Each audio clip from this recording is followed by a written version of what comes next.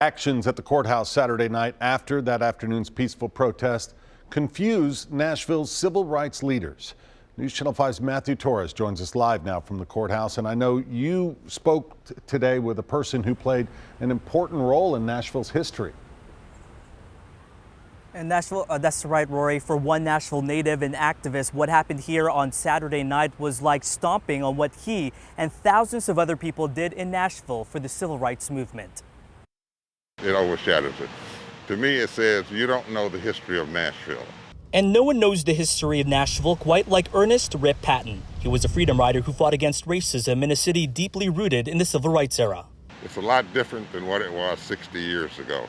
Unlike his days of peaceful rallies and careful planning decades ago, Patton says what he saw Saturday night in his hometown was the same thing they wanted to avoid back then. I was appalled. It even hurts me today to stand here and do this interview and think about what these people, young and old, did here this past weekend.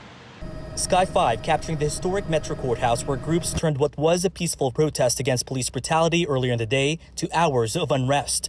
Mayor John Cooper saying some broke a plaque commemorating Nashville's pivotal role in the civil rights movement to pieces and used them to shatter the windows. If you think you're going to come out and tear up and loot and burn, stay at home.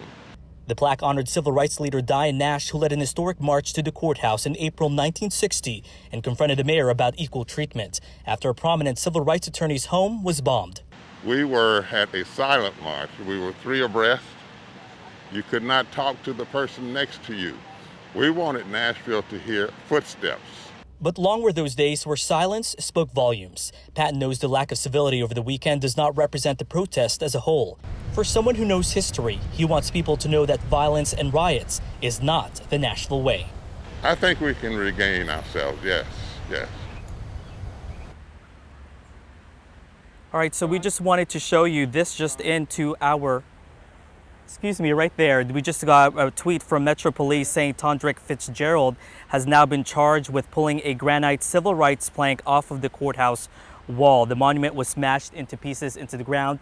This man is accused of breaking the plaque that we were just talking about during our story. So here at the courthouse, there's still plenty of cleaning up to do, plenty of graffiti on the wall, too profane to really show on air at this moment.